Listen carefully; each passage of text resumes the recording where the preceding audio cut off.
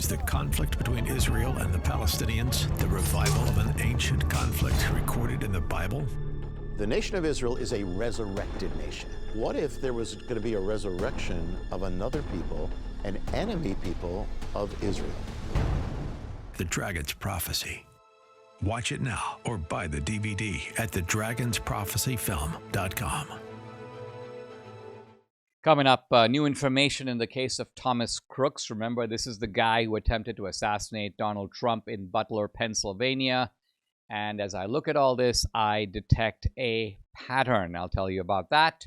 Brigitte Gabriel, founder of Act for America, joins me. We're going to talk about how to protect Western values and institutions from subversion and overthrow by radical Islam. Hey, if you're watching on YouTube or X or Rumble, listening on Apple or Spotify, please subscribe. I'd really appreciate it. This is the Dinesh D'Souza podcast.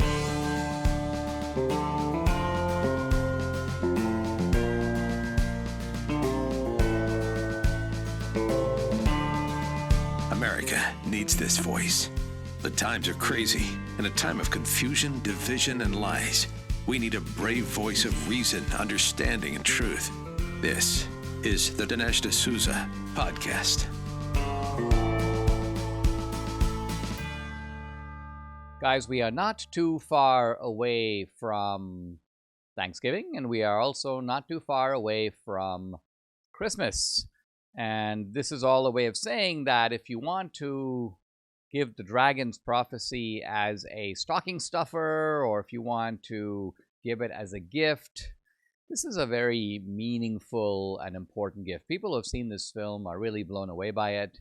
It's one of those films that has a transforming impact. It's not just I learned a lot. It's not just I enjoyed it. It's very educational.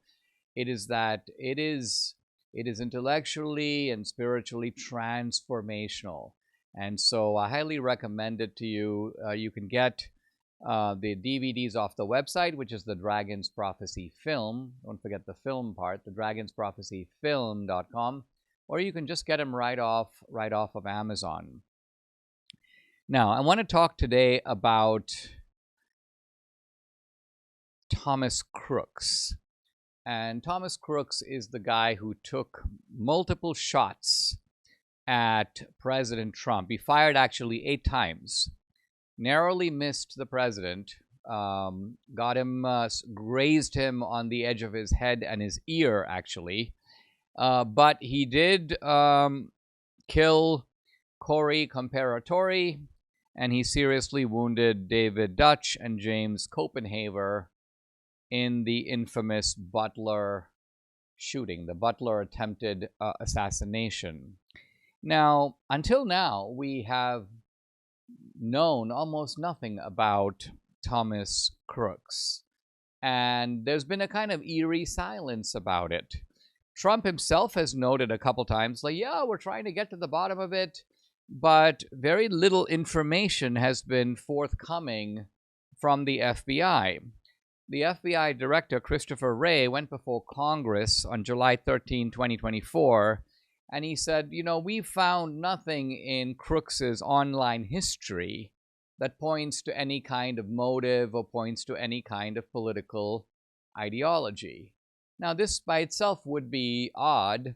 Is it the case that he doesn't have a motive? Is it the case he doesn't have an ideology?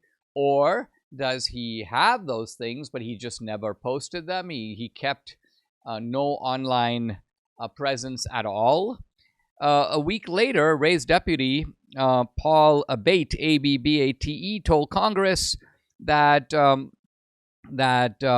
there were some extremist comments on one of Crooks's social media posts, but he didn't really go into it, and he implied that Crooks did not have much of an online presence, and so the idea here is that there's not a whole lot of there. But now, thanks to some reporting, and I'm relying here on a report by Miranda Devine, the investigative writer and columnist for the New York Post, and Miranda Devine says that thanks to an enterprising source, there is new information on Crooks's hidden digital footprint.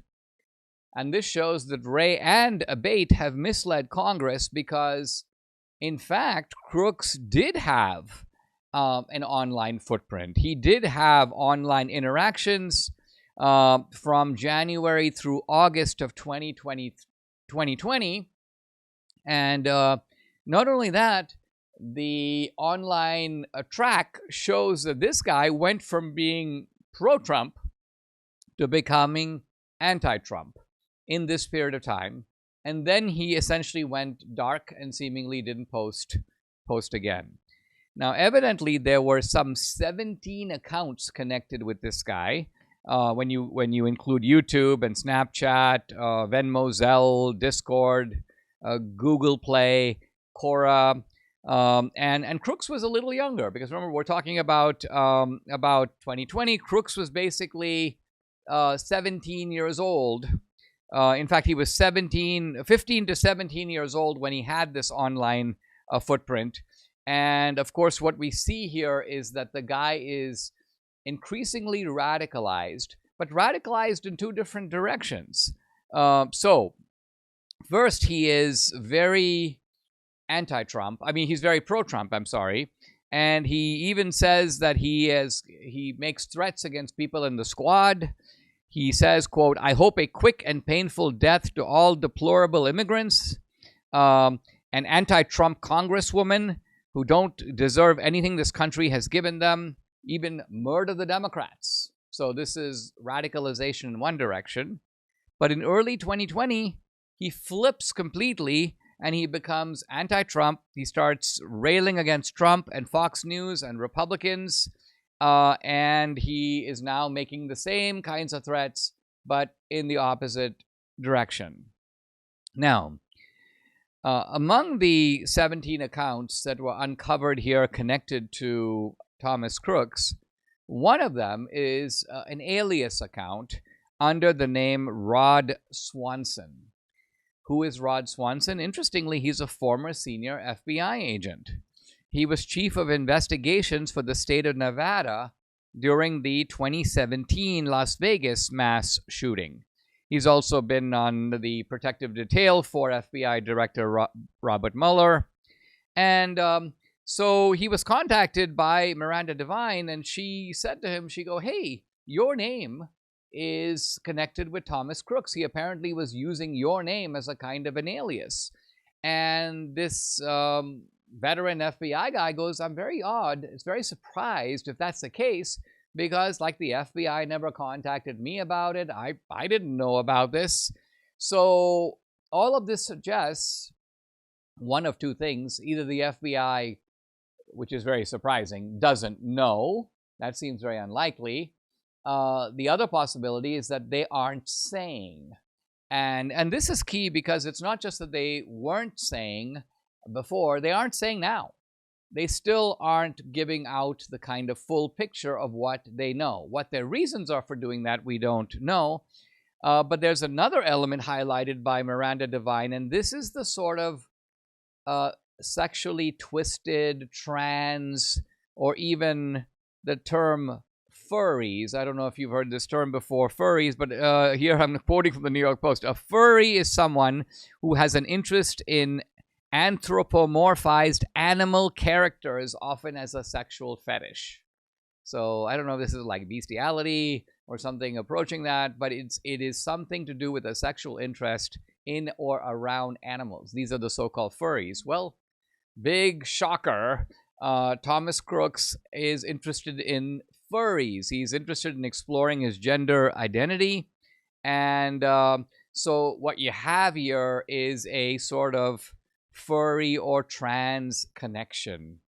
And the big word that comes to my mind is again, because this is like not the first time.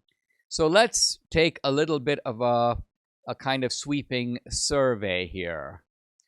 The Tyler Robinson, the suspect, the alleged assassin in the Charlie Kirk murder.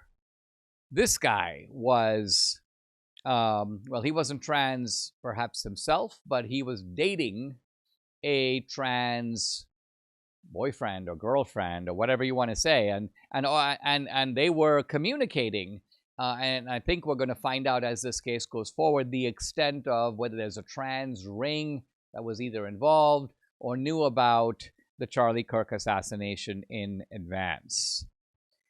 The Robin Westman was had a trans identity, and this is what led to the slaughter of the Catholic children. This was the Annunciation Catholic Church shooter. Remember Audrey Hale, or should I say Aiden Hale? Trans. This was the Nashville Christian shooter.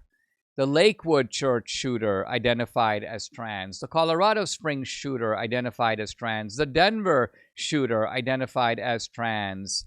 The guy who tried to kill Brett Kavanaugh has subsequently, quote, transitioned. So it was Nicholas Roski, who is evidently now identifying as Sophia Roski. And I haven't even given you an exhaustive or comprehensive list. So we are recognizing here that when you have a sort of mental condition, mental illness, mental deviation, psychological or psychiatric phenomenon that we call trans, and that becomes allied with a philosophy of violence, a philosophy that everyone is out to get me, a philosophy that my opponents are fascists. This is a very loaded combination. It's very toxic. And we can see the connection to violence simply because it has occurred again and again and again and again and yet again. So this is something that needs a kind of comprehensive investigation, and perhaps it requires a crackdown in a way that we have not seen before. I mean, I keep hearing Antifa is now designated as a terrorist group, but I don't see a crackdown on Antifa that resembles what we would do if, in fact, we believed that it was a terrorist group. It's quite possible here that we are dealing with trans terrorist rings or circles. We know, for example, there have been reports of these groups that conduct sort of arms training. They meet at shooting ranges. They do combat preparation. And all of this does not bode well for our society. It's not like we're discovering it for the first time. Part of the point of my remarks is that there is a pattern here.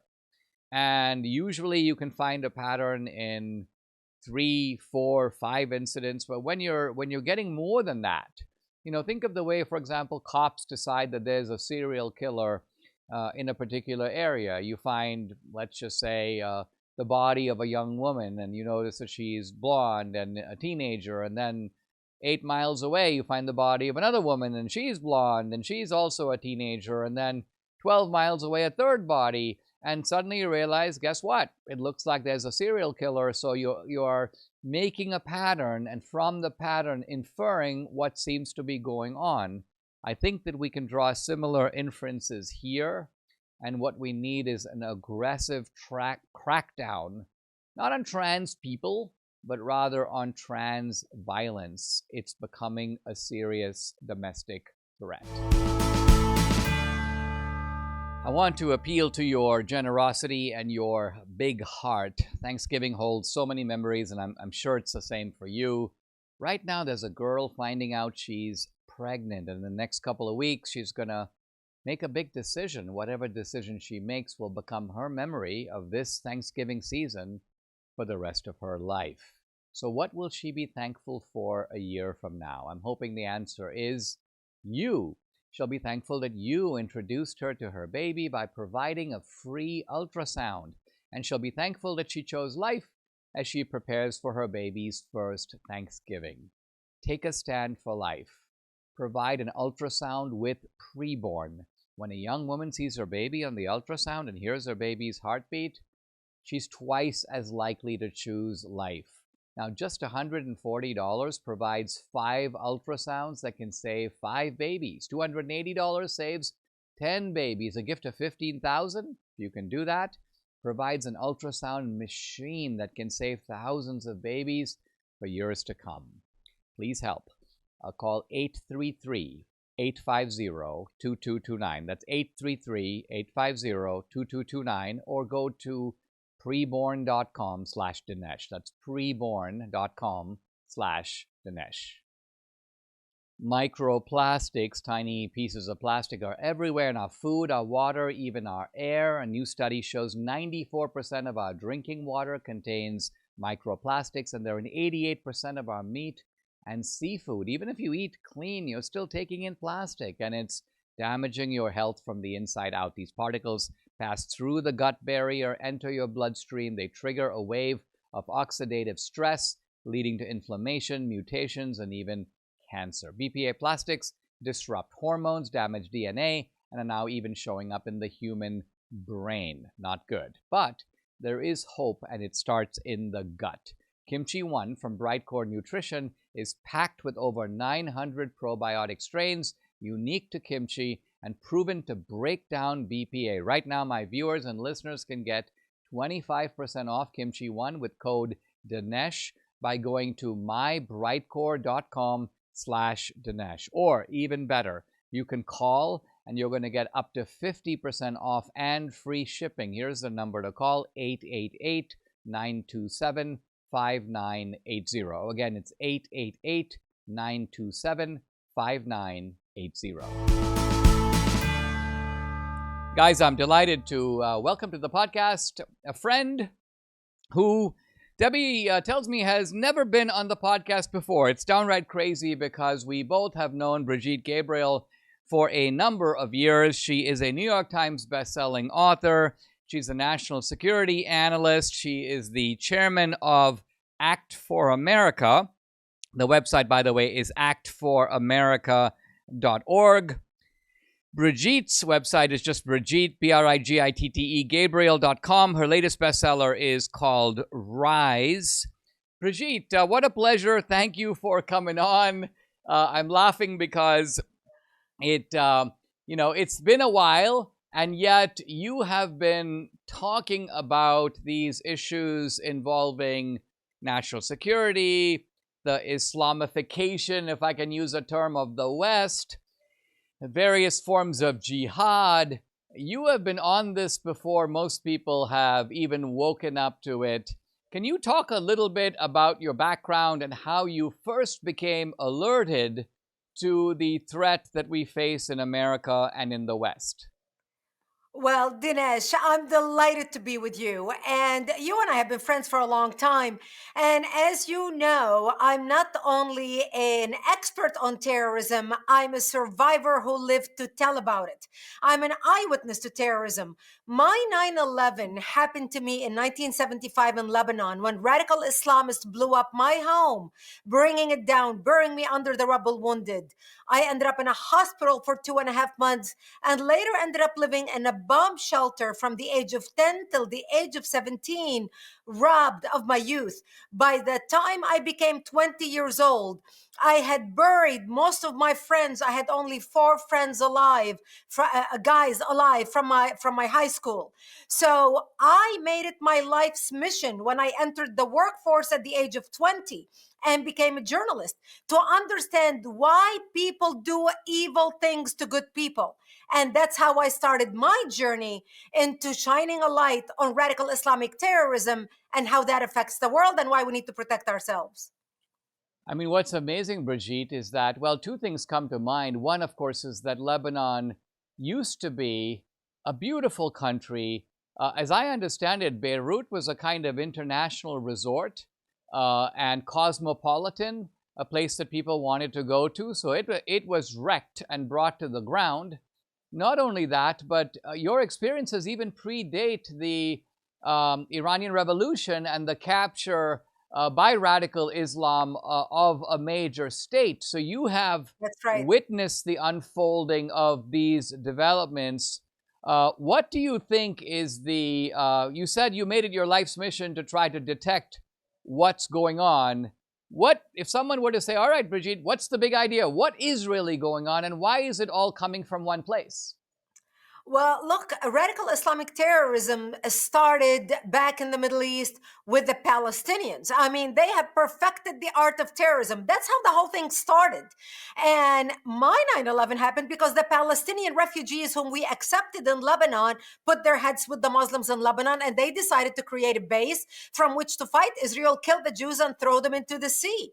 At that time, Khomeini wasn't even in power. My 9/11 happened to me in 1975.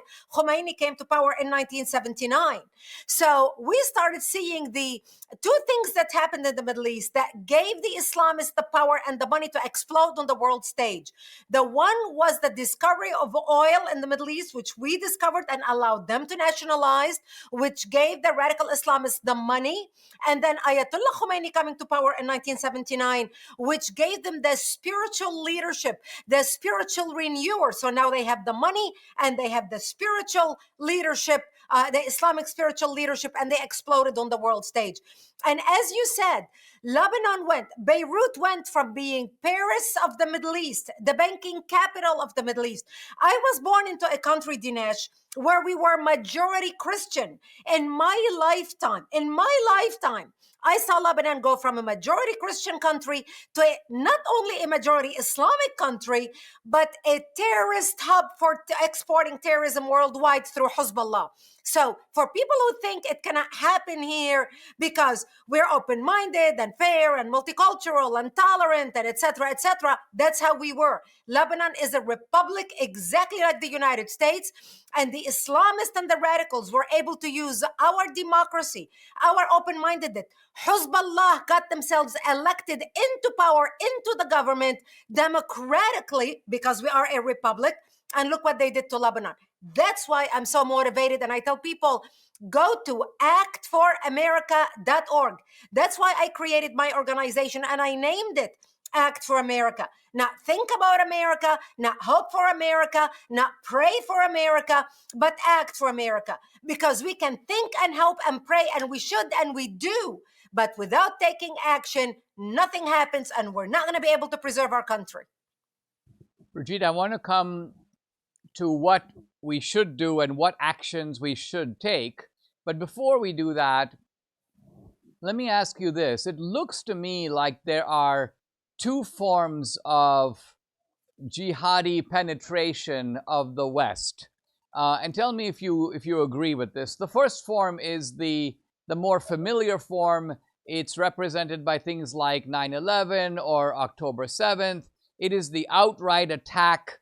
And of course, we associate these kinds of things with Hamas or with ISIS or Boko Haram, those kinds of groups. But there is a sort of second type of jihad that people are perhaps less aware of, and this is more connected with the Muslim Brotherhood. And this is the notion of infiltrating these societies and traveling on the passport of liberalism itself.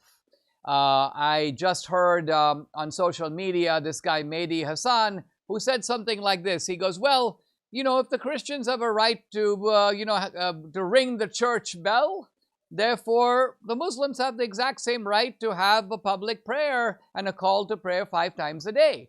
And now, I'm assuming Mehdi Hassan is not going to sign up to be a suicide bomber. He's practicing the sort of infiltration type of jihad.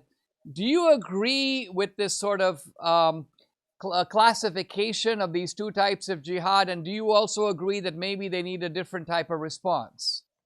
That's exactly what's happening, Dinesh. There are two types of jihad, the civilization jihad and the military jihad. And the Muslim Brotherhood plan, which you've heard me talk about, you've talked about as well, the Muslim Brotherhood Project for North America, which was written in 1991 and actually presented as evidence in the largest terrorism financing trial in America's history by our government against the Holy Land Foundation, where our government handed down 108 guilty verdicts to Muslim American and Muslim American organizations raising money in the United States and sending it overseas to support Islamic terrorism. And they were doing it using civilization jihad. And in their plan, there's a paragraph where it says, understanding the role of the Muslim brother in North America. And that paragraph states very clearly the role of the Muslim brother in America as a civilization jihad. That means that Ikhwan has a duty to infiltrate and dominate in the West using our open-mindedness, our technology, and whatever available to them to basically destroy our, what they call our miserable house from within, using us as the Americans, and also using the Ikhwan. And we are seeing this play out. And what I tell people is there are terrorists dressed, they are Islamic radicals dressed in Armani suit. They are jihadists just like the ones who blow themselves up. You've got the Mamdani type. They are still inside their mind. They are the Muslim Brotherhood. They are operating to advance an agenda. Yet they are using the West as the useful idiots who are so, smitten with the fancy clothing and the great personality and the great smile and the culture and the travel, etc., etc. Well, meanwhile, voting for these guys and getting them into office. And that's exactly why we saw 42 Muslim elected officials got elected last week in the election in no less than 9 states, and they were elected to advance an agenda. And that's the danger.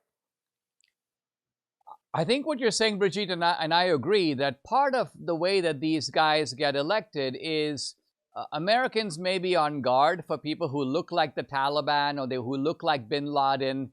Mamdani doesn't look like bin Laden, right? He has this multicultural background. He's just like, I'm an Indian guy. I eat Indian food with my hands, and I grew up in Africa, and I like rap music. So what I'm getting at is that these guys come in a very dapper and sophisticated package. And I think you're highlighting that point. But here's another point I want to highlight, which I think is more problematic, which is to say, how do you resist this infiltration when it is appealing to the very rights and liberties that are in the Constitution? In other words, these people are going to say, yeah, we have a right to assemble. We have a right to free speech. We have a right to buy property. We have the right to run for the school board. And so, if we get some money and we put $100,000 into a school board race, which is a lot of money for a school board race, we have a very good chance to win. What would your message be to ordinary Americans who say, well, I feel kind of helpless because I believe in the Constitution. I believe in rights and liberties. What is my basis for resisting all this? How do I go about fighting it? Stop being apathetic. That's the problem on our side, Dinesh. Americans are apathetic. So I hear people say, Texas is going to lead the nation in stopping Sharia law. Well, I can tell you, Texas introduced the first Sharia law in the United States in 1991. Texas led the nation in introducing Sharia law, which now we have Sharia law. We have a record of 142 cases where Sharia law was used instead of the Constitution of the United States in 22 states across the United States. We started trying to introduce a bill in Texas called American Laws for American Courts. And we started in 2010 that says only American law, the Constitution, should be allowed to be used in any American courtroom. Do you know that in Texas, it took us the hardest fight, 7 years, to finally be able to get the bill across the finish line in 2017. Texas was the last state to basically pass American laws for American courts. By the time Texas passed it, we had it already passed in 13 states. The problem on the right is the apathy. People need to go out, get involved, be engaged, because the Islamists are engaged. Our side sits around, listens to talk radio. We have a lot of education, but we have very little action. We confuse education with activism. I talk to people all the time. Are you active? Are you engaged? And they tell me, oh, yes, Brigitte, I attend the Republican Party meeting once a month. We have great speakers. Everybody eats the rubber chicken. Then they pat themselves on the back thinking, oh my gosh, we had a great event this month. Who's the next speaker we're going to bring next month? That's their idea of activism on our side. On the Islamist and the leftist side, they sit together and they say, okay, who do we need to get rid of? Let's make a list of city council members we have, school board members we have. Who do we need to get rid of and replace? Now let's organize to replace them. They're not wasting their money on conferences. They're not wasting their money on social get-togethers, eating rubber chicken, attending Republican or whatever, Republican Party, Tea Party, whatever party thing. Their idea of activism is activism. And this is why our side needs to wake up. They are, for example, you see Muslim blocking the streets, playing in the streets. I come from the Middle East. I've never seen in Lebanon, Syria, Egypt, whatever. You will never see a street blocked because Muslims decided to pray the Friday prayer or whatever prayer in the middle of the day, in the middle of the street. If they don't do it in their countries, why do they do it here? And why do we allow them to get away with it? This is a matter of respect. When we have a member of Congress, whether it's Rashida Tlaib or Ilhan Omar or whoever, hanging a foreign flag in front of their office door in Congress, they need to be kicked out of Congress. Because when you become an American citizen and you pledge loyalty to the United States, forsaking all others before her, your loyalty is to America. Not to Somalia, not to the Palestinian Authority, not to Ethiopia, not to whatever country. I don't care what country they come from. The loyalty should be to the United States, and it's our job to hold our elected officials responsible, our community responsible, and ourselves responsible to honor the privilege that has bestowed upon us by our founding fathers.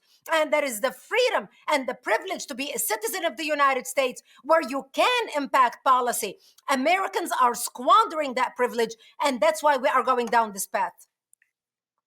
Do you think, Brigitte, that a lot of it, I mean, if I think about, the Somalian flag, for example, with Ilhan Omar, and I've actually heard her and also the other guy who ran for mayor, speaking to the Somali community using a kind of in-house rhetoric, hey, we Somalis are here and we're trying to achieve our objective. In other words, there's no pretense to protecting America's interests. It's and kind not of like in English and a language we don't even understand, not even in English. Right, exactly. But you have to ask, how did all these Somalis get to Minnesota, of all places? How did all these Muslims get to Michigan? Debbie actually saw an article that was really fascinating that talked about how, going back almost 100 years, Henry Ford, who, by the way, was a major anti-Semite, didn't like Jews, apparently brought a whole bunch of Muslims from Yemen and other places to come and work in Michigan. We're talking about in the 1920s and 30s. And as you and I know, by and large, people tend to follow where their kind of countrymen went before, right? The Indians go to New Jersey because there's a bunch of Indians in New Jersey already. And so what's really happened here is we've allowed some of our cities and towns to get swamped by these coalitions where they don't even have to make a pretense about caring about, quote, the American voter, because they rely on voters from their own ethnic community. Exactly. And the problem is it was always maintained. It was always contained, Dinesh, even up to 2000. Look, and on 9/11, 2001, we had Muslims in America. We never had these problems because they came slowly, and they assimilated into American life and American culture. So we didn't have the in-your-face, belligerent attitude. We're here to stay. We're Somalis. We're Muslims. We're whatever. We're going to block the street. We're going to pray. We're going to block the opera in the middle of the opera. I was attending Phantom of the Opera in New York in the lobby. I'm taking my little daughter to the bathroom. They blocked the lobby praying the Islamic prayer in the opera. Really? And we allowed them to get away with it. So what happened is we imported a bunch of people in mass in a very short period of time. And that's the problem. We did not allow them or help them assimilate. And that's the perfect formula to destroy a society. And we see the same thing happen in Europe. Look, the Europeans started importing the Muslims in 1965 after the World War II because they wanted cheap labor. They came into Europe on a 2-year visa to help rebuild Europe. And the European realized, wow, we can have cheap labor. We have more time to enjoy our life. We don't really want to work in construction. We don't really want to build. So, they brought these people in, and then they said, well, why don't we have the family reunification program and let them bring their families with them, and, so they can be united with their families and they can stay here and they can work. And look at us where we are today. 50 years later, Europe has become Eurabia. And so this is our time in the United States to say, look, we can have a big heart. We can welcome people who want to come to our country. You and I are legal immigrant, Dinesh. I'm a first-generation immigrant. I came here on the TWA. I paid for my own flights. We need to have people who come to this country who really want to come. I can tell you as a foreigner, and I'm sure you know others as well, there are people on the wait list for 10 years. Still, I know in Lebanon, waiting to get to the United States. These are Christian people, highly educated, brilliant business people. They want to come to America. They are fluent in English, by the way, and French and Arabic, and who are still on the wait list because there's nobody to process their papers to bring them. Meanwhile, we are importing people like Ilhan Omar and her community into America en masse. That's the problem. And finally, if we can touch on one more thing, Brigitte, when you were describing these Muslims and you said that the radical Muslims are, they're not talkers, they're doers, they're activists. They push the envelope. If they think that they can get away with the public prayer and no one's going to say anything, they're going to do it. So they remind me of another group of people, which is the cultural left, which is like that. They're the same. They block traffic. They even pull people out of cars. Think of groups like BLM, like Antifa. I mean, in a way, I can kind of understand why you see the red and the green alliance at places like Columbia University, because they're made up of the same kind of people. In other words, even though the cultural left and the radical Muslims have completely different goals, their temperament, is it not, is kind of similar. Yes, it is. And they are what I call the useful idiots used by the Islamists. And this is why the leftist and Islamists have come together immediately after 9/11. I can tell you I was blocked in 2007 from speaking to the graduate school in Colorado of the Air Force Academy, 7,000 graduate, not by Muslim, but by a lefty Jewish person working with the Islamists to block me from speaking. And so the people that blocked me on speaking on college campus were the lefty Jewish organizations working with the Islamists. The ACLU was basically the legal arm of CAIR, the Council on American Islamic Relations. The ADL branded me, the Anti-Defamation League branded me as a hate leader and a leader of a hate group in 2009 working with CAIR. The SPLC working with the Islamists hand in hand. And my latest book titled Rise, which came out in 2018, I have a whole chapter about the leftist Islamist coalition. Nobody wanted to listen because nobody was paying attention. It wasn't until Black Lives Matter, it wasn't until President Trump with the Charlottesville speech in 2017, it wasn't until COVID, until now, especially after October 7, where we saw blatantly the leftists and the Islamists coming together against America and against Israel. And so we are fighting not just the Islamists, who maybe don't even understand our culture really well. We are fighting the radical left, whose highly educated lawyers assigned to defend them and to work with them and to advance their agenda because they are standing for the underdog. Our fight is with multi-organizations on the left, not just the left. The left encompasses the radical Islamist, the ultra-radical lefty Jewish people in this country and other groups that came together to work against America and against the American people. Guys, I've been talking to Brigitte Gabriel, national security analyst, New York Times bestselling author, the organization Act for America, and this is the website to go to, actforamerica.org. You can also go to brigittegabriel.com. By the way, follow Brigitte on X, @Brigitte. Brigitte, thank you very much for joining me. We've got to do this again. There's a lot more here. Thank you, my friend. Always a pleasure being with you. Have you heard about the new movie, Call Sign Courage? It's the story of Space Force Commander Matt Lohmeyer. He's the one who blew the lid off the military's DEI agenda. He saw how Marxist messaging, critical race theory, and rampant DEI training was changing the culture of the military. Suddenly, everyone was, quote, equal.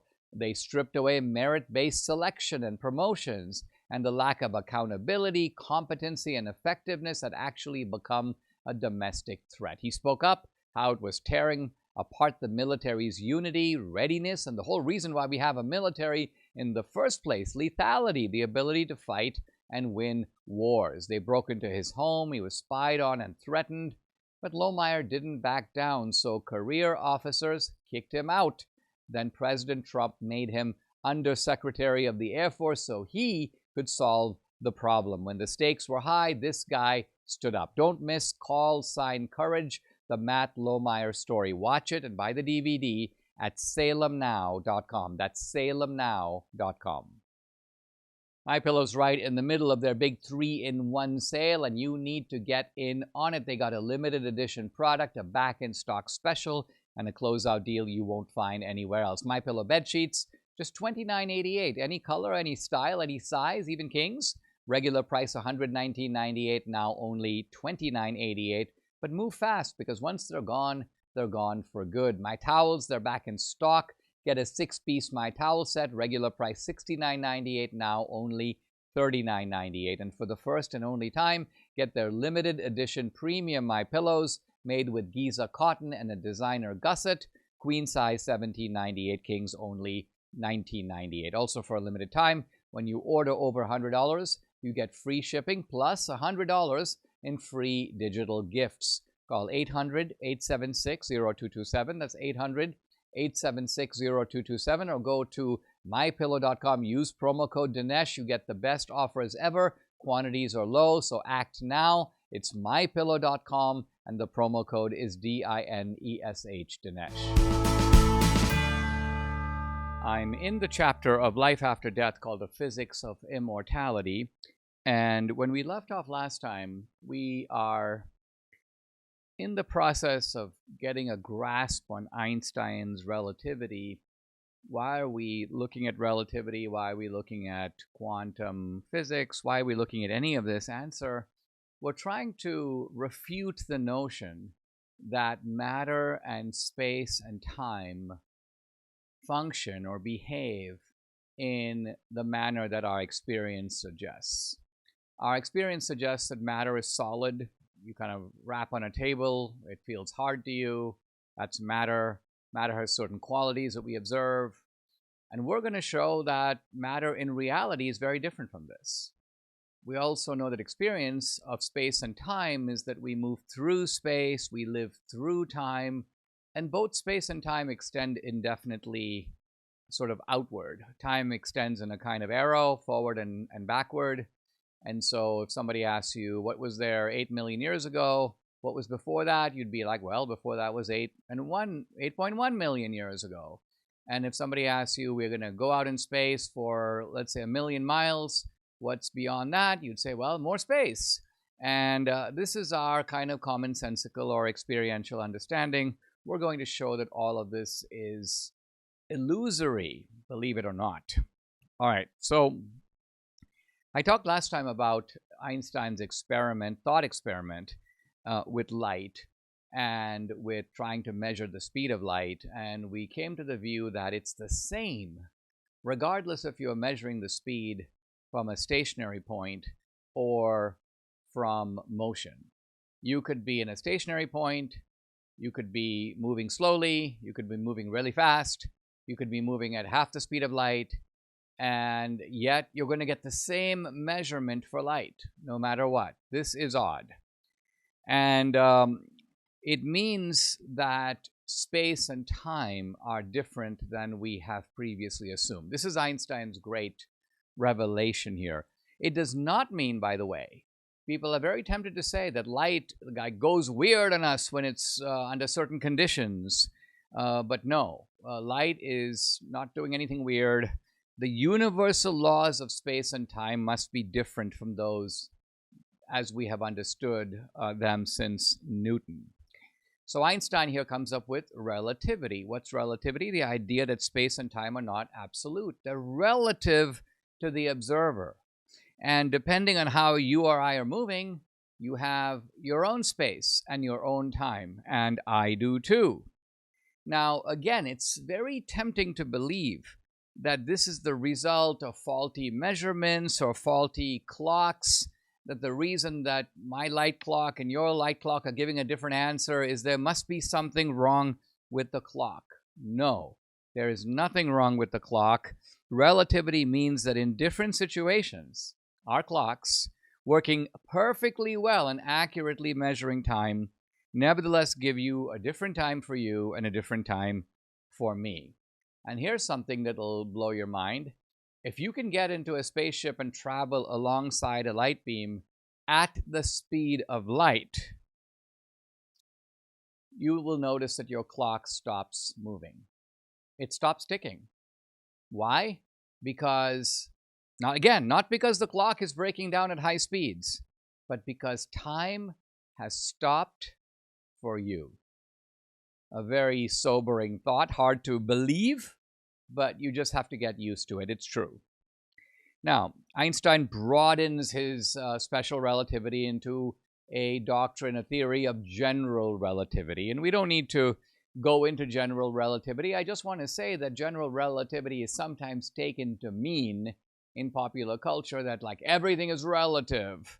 No, that's not true. First of all, that's an illicit transition, let's say, from talking about science to talking about philosophy or talking about values or talking about principles. Even if it was somehow true that in the physical world everything was relative, it wouldn't follow that in the moral realm it would be the same. But this is how people who don't know what they're talking about talk. But even in the physical world, for Einstein, everything is not relative. The speed of light is not relative. It's fixed. No matter if you're stationary or moving, the speed of light is the same. And while Einstein says that space and time are not absolute, there is something else that is absolute. And to this, Einstein gives a very strange name, space-time.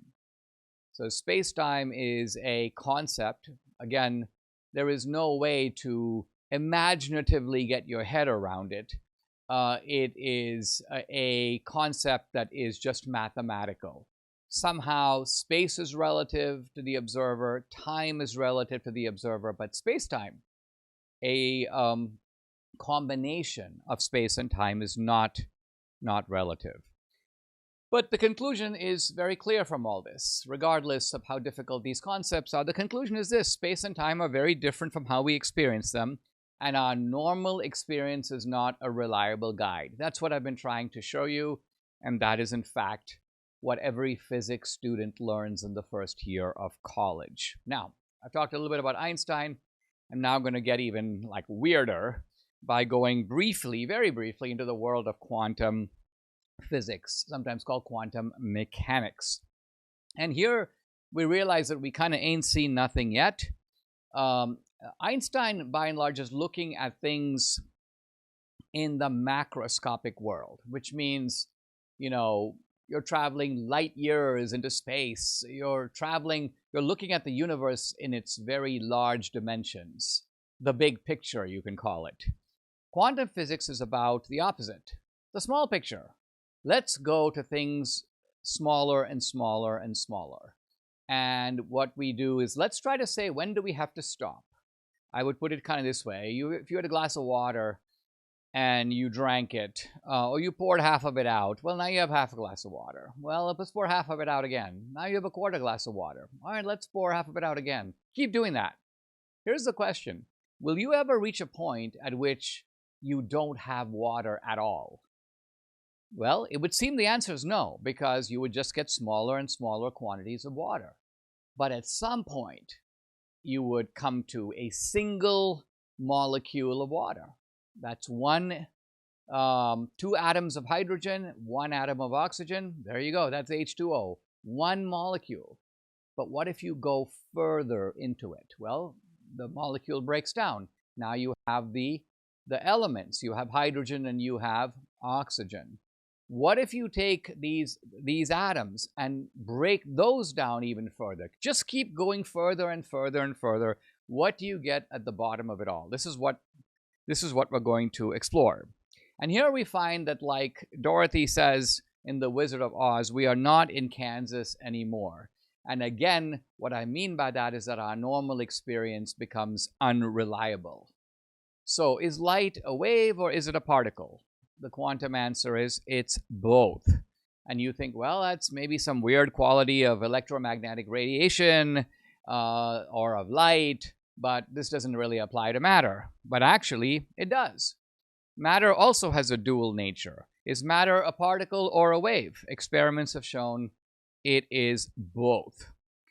And then we can go on and on like this. You can dispatch two atoms, two very tiny particles, to opposite ends of the universe.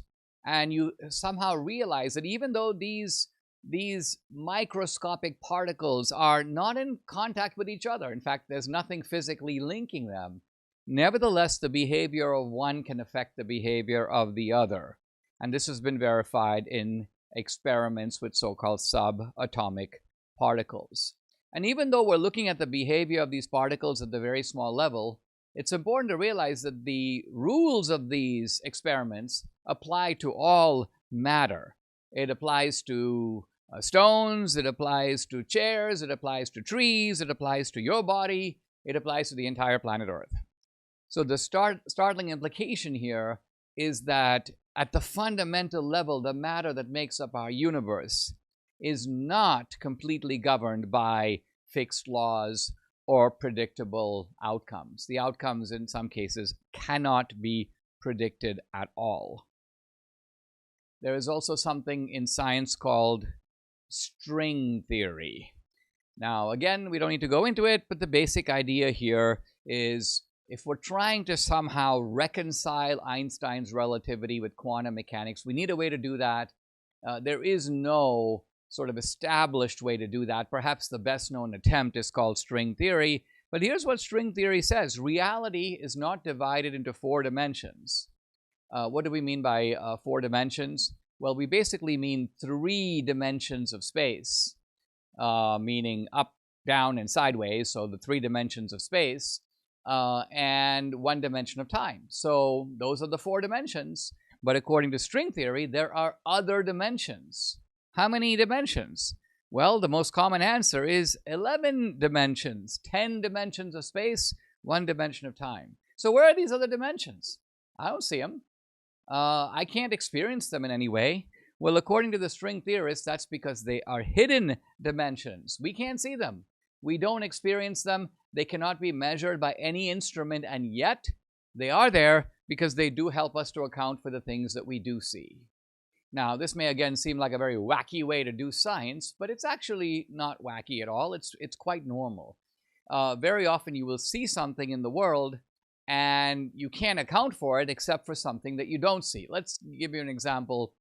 You have a planet and it's orbiting in a perfect ellipse around the sun. This is according to like Kepler's laws. And then it makes a slight deviation. And you're like, wait, what?